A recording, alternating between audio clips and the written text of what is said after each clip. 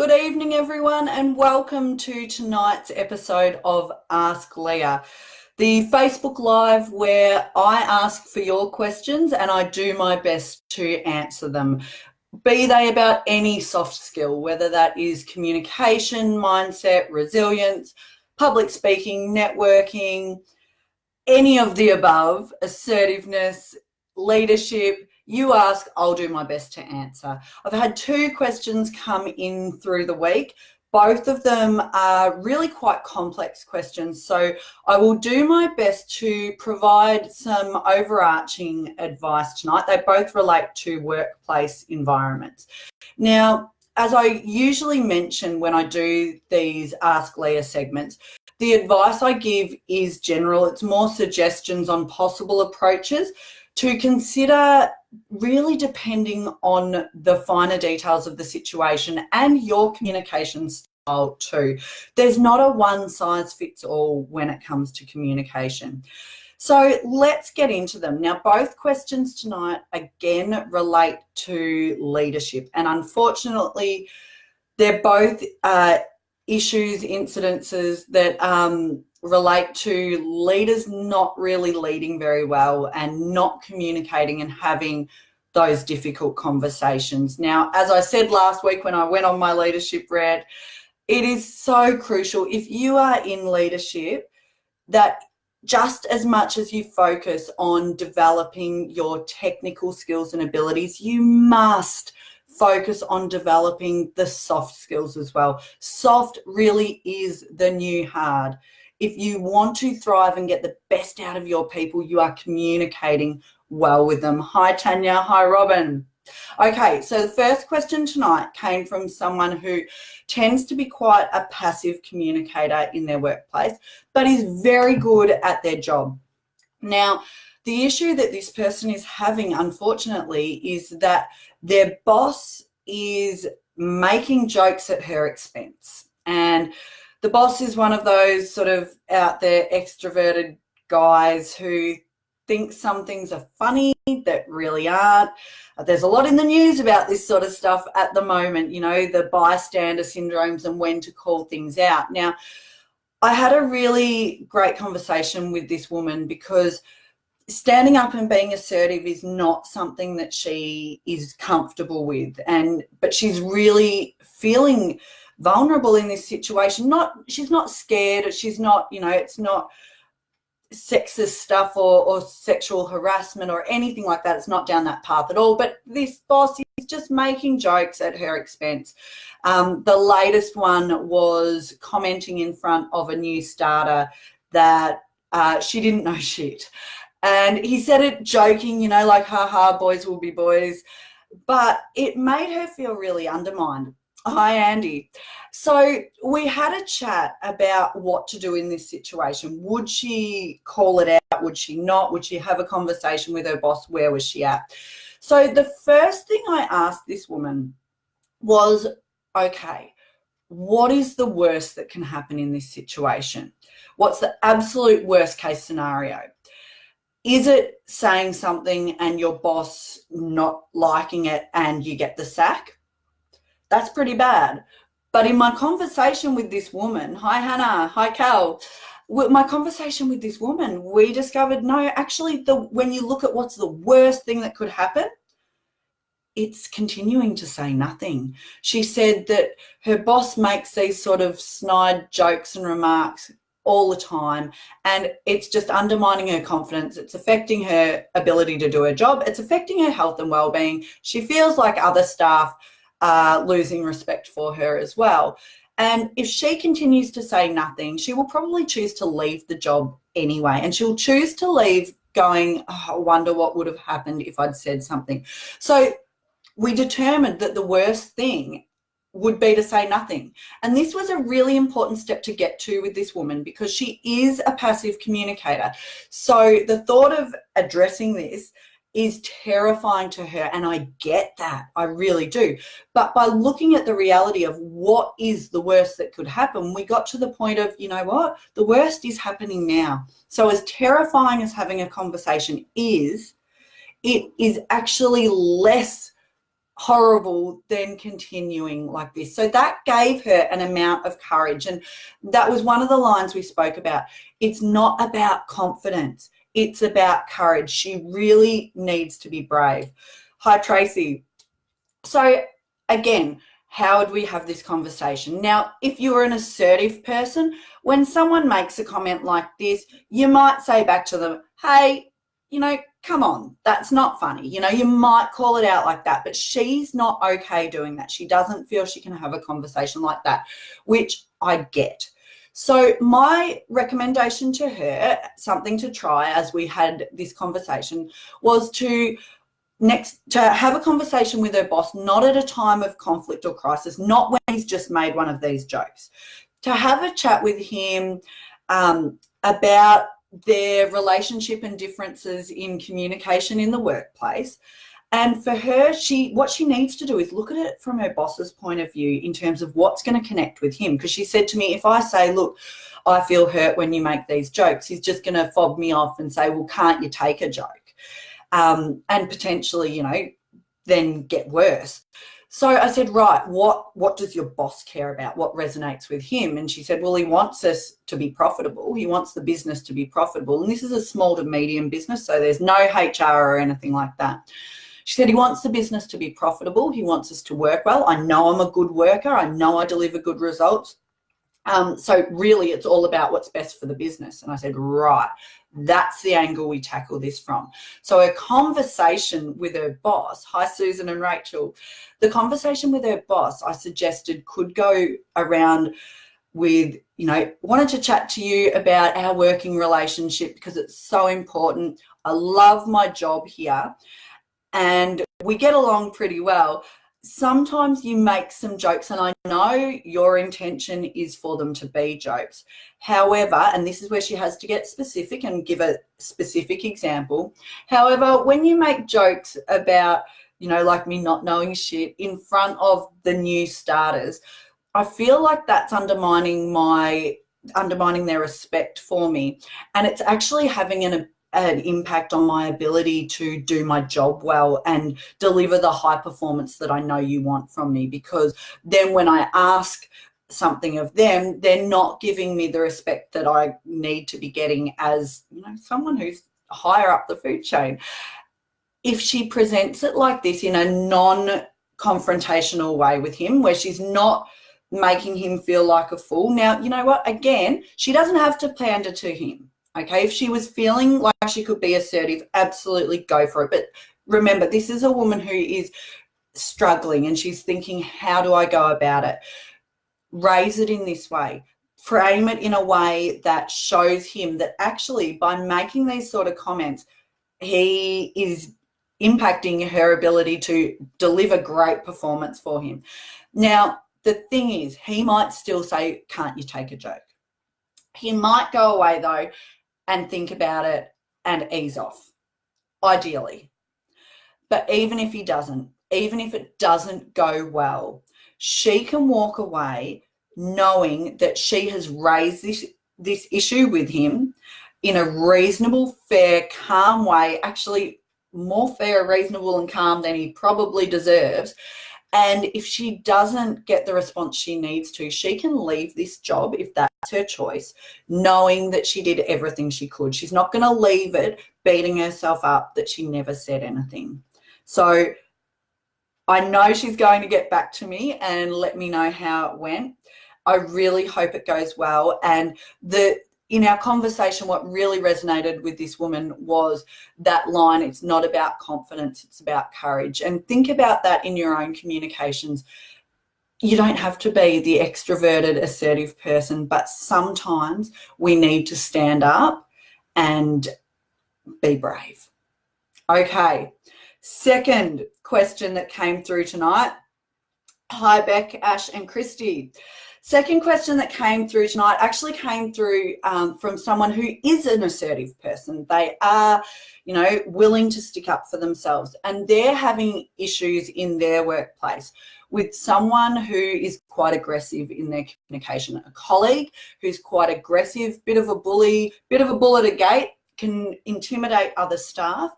doesn't do their job properly, but gets very defensive, so no one calls them out on it. Now, similar to the first scenario, this is a small to medium business, so there's no HR department or anything like that. The owner is essentially the HR person. Now, unfortunately, again, demonstration of not great leadership. The issues with this dominant staff member have been raised with the leader multiple times by multiple staff members, and the leader really doesn't know what to do about it. They're kind of putting out spot fires. They've raised it a couple of times with this person, but in a way that kind of suggests that it's the staff's problem and the leader doesn't have any issue. Of course, the problem with that is the dominant person is then demanding aggressively, well, tell me who said something and I want to speak to them. And of course, all of the staff are then shutting down and not raising issues. Now, the person who came to me with their question said they will keep standing up for themselves, but because they're doing that, it seems like this dominant person is kind of targeting them.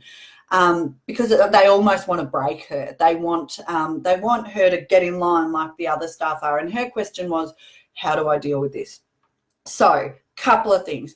If you are the leader and you are watching, and I don't think you are, but God, I wish you were. If you are the leader, you cannot let this stuff go. As a leader, your job is to protect and get the most out of your team. And that means sometimes you have to have difficult conversations.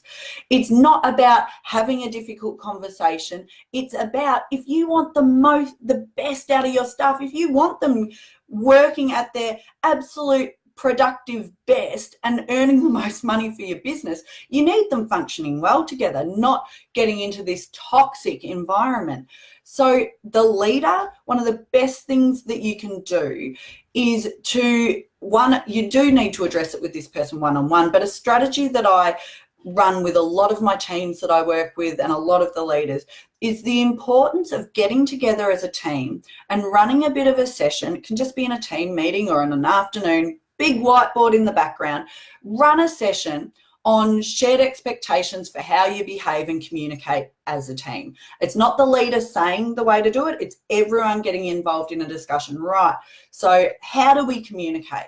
What do we agree on? And someone might say honest communication.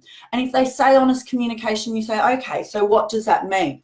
Oh, it means if someone's got a problem, they raise it with me. Okay, that's fine. But if someone raises an issue with you that you don't like, because we say we value honest communication, we need everyone on board to be able to take feedback without getting upset and defensive. Is that what we're all committing to? And you have these discussions and really get to the nitty-gritty with the aim of coming up with a bit of a list of rules of engagement, of really clear, plain speak. This isn't some airy-fairy values thing. This is, and values aren't airy-fairy, by the way, if you do them properly. But this isn't some airy-fairy thing. This is really tangible. How do we agree to behave and communicate as a team? Everyone's involved, everyone's buying in. You get the shared agreement at the end. If you do that, and you can do this at any stage with your team, it doesn't have to be a new team, any stage, and you can revisit it often. If you do that, it's setting clear expectations. And then if someone is not performing or not behaving within those agreed expectations, guess what? Having the difficult conversation just got a whole lot easier because they were in the room, they agreed to that shared behavior. So then you can call it out in a much less confrontational way. Hey, you know how we agreed, one of our shared agreements was honest communication. And the flip of that is that when someone gives us honest feedback, even if we don't like it, we listen to understand first before we listen to it. So you can address it that way. As the leader, I highly recommend anyone who's in leadership, do this with your team. Do it often. Do it before any project starts. Get that shared understanding of how you're all going to behave and what commitment. To this staff member in particular, she is an assertive woman and I absolutely encourage her to keep standing up for herself. It's super important. keep standing up for yourself in a really assertive way. And this was the advice I gave her. It is absolutely crucial that you stay strong and firm and don't get pushed around, but you do this in a really calm, reasonable, respectful way. Okay. The reason that this is so important is because it will highlight the other person's poor behavior. If this other woman is doing the dominant, aggressive thing, she wants you to fire up back, because then she can go, see, it's all her. Do not give her the satisfaction. Do not give away your power. Calm, really firm. You can go rant to a friend afterwards. You can, do that. But with this person in the workplace, you stand tall, firm, but super calm. And what I suggested was using I statements. I statements allow you to fight fair, essentially, and really have difficult conversations in a reasonable way. So then you can say things to her like, you know what? I can see that you've got a different approach or a different opinion to me. That's fine. You're absolutely entitled to that. However, I believe X, Y, Z. Okay. The other thing I did suggest to this person was similar to the leader addressing it at not a point of conflict and crisis. And being an assertive person, she might be up for this. If she feels like she can, it might be worth having a conversation with this other woman at a time when there's not an issue going on, and to frame it in terms of what is their common ground. Their common ground is they both want to be performing well and doing their best for this business, okay? So it might be that she frames the conversation in terms of, hey, wanted to have a bit of a chat to you, similar to the first one actually, wanted to have a chat with you about our working relationship. Look, the reality is we're never going to be best friends. We've got really different communication styles, and that's fine. However, we need to be able to work together and respectfully if we want to both be able to perform at our best and to do the best at our jobs that we can. So what do you need from me to be able to do that? Let her say her piece, and then you absolutely have done the thinking first. Well, what I need from you, sometimes I know you've got strong opinions on things. However, I've got opinions too. Have a conversation like this. Again, she might shut you down. She might say, no, this is a load of crap. You've got a whatever. It's about you doing the best you can. You always need to ask yourself, what outcome do I want? What outcome does this person want? She wants the other person to stop with the bullying tactics, stop trying to railroad everything. Okay, so that's the outcome she wants. She then needs to think about, how do I best communicate to get that outcome? And even though sometimes we want to rant and rave, oftentimes it's not the best approach. So someone has said in the comments here that their experience with calling them out and addressing behaviour gets no changes in government jobs, and they're backed up and you are the problem. Very frustrating to deal with. Oh, I wholeheartedly agree. And believe me, speaking up and being assertive and calling someone out does not necessarily get you the result you want. Okay, let me be very clear. It doesn't necessarily get you the result you want. However, what it comes down to, success is being able to walk away knowing you did everything that you could, the best that you could. So if you feel that you do need to have these difficult conversations, whether it's with HR in government or directly with the person, you do everything you can, and then at the end of the day you have a choice. And sometimes it's not a choice you want to make, but if you have done everything you can, maybe you've even gone through formal channels, maybe not, at the end of the day, if you feel you have done everything you can, your choice might be to leave that organisation or to leave that business. Now, some people say to me, that's not fair, Leah, and I bloody agree. It's not fair. However, there are some organisations and some businesses with people in them that are not going to change. Okay? They're not going to change. and you can do your very best and do everything you can. But at the end of the day, you have that choice. Do I stay here and fight? And some of you will want to do that, and that's fine, go for it. But some of you will also go, you know what, I've done everything I can. Nothing's changing. This is actually damaging to my health and well-being. And I am choosing to walk away with my head held high, knowing that I have done everything I can. And at the end of the day, if you know you have done the best you can, that is success. Success is being able to walk away going, you know what? I did the best I could. And that's it. So, and yes, as that person said, it got me out the door. Absolutely. And you know what? Sometimes that is the choice we need to make. Onwards and upwards. Thanks for tuning in tonight, everyone. I hope you've enjoyed tonight's episode of Ask Leah. I will be back next Thursday, so if you have any more questions, please ask. You can shoot them through in private message if you'd like them to remain anonymous. Always happy to answer them on the whole gamut of soft skills. Have a cracking great night. Enjoy Melbourne Cup long weekend, those of you who are lucky enough to get it. I'm off to the Lost Lands Music Festival down at Werribee with my family. I hope you're doing something great too, and may you back a winner on Tuesday. Cheers, everyone.